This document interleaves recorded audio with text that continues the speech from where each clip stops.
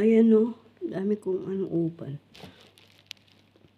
Samahan niyo akong mag-uban mga guys. Tumatanda na tayo, kailangan na nating, hindi ba masamang mag-uban guys sa gabi? Ha, mga kaindayes. Dami-dami dami na Ayaw ko namang kulayan. Kasi pag kinulayan ko to, hanggang baba na, tapos ang haba-haba pa ng buhok ko. Anong maganda? Anong maganda yun? Ayan o guys o. Ayan.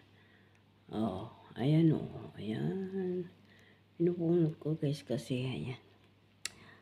Dami-daming uban. Naku po. Ayan o. Uban natin yan. Sen na ba yan ng tumatanda? Pero hindi pa naman ako tumatanda.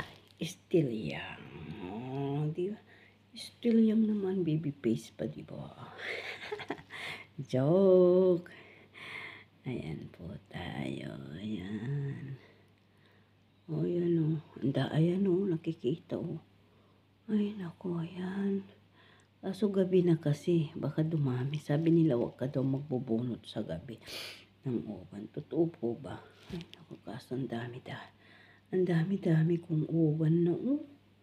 Diyos ko. Wala pa akong apo eh. Ang dami-dami ko ng uban. Ayan o.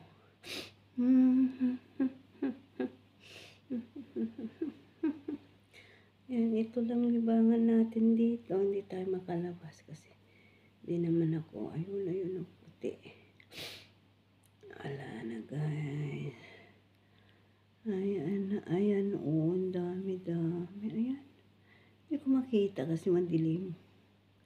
Pero sa to guys, ang dami-dami. Slow. Marimar. Ayan o. Dami-dami na. Ayan. Sinong maraming uban dyan? Hulaan nyo kung ilang taon na ako mga guys. Hulaan nyo ang makahula. Ayan. Ayan guys. Oy. Ayan o. Nakikita pa pero hindi ko maano kasi gabi na.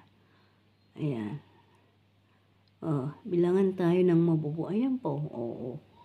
Ayan o. Nakikita na o. Ayan o. Ay nako. Ayan o. Sige, padamihan tayo ng uban. Puting buhok. Uban sa Ilocano yan. Uban.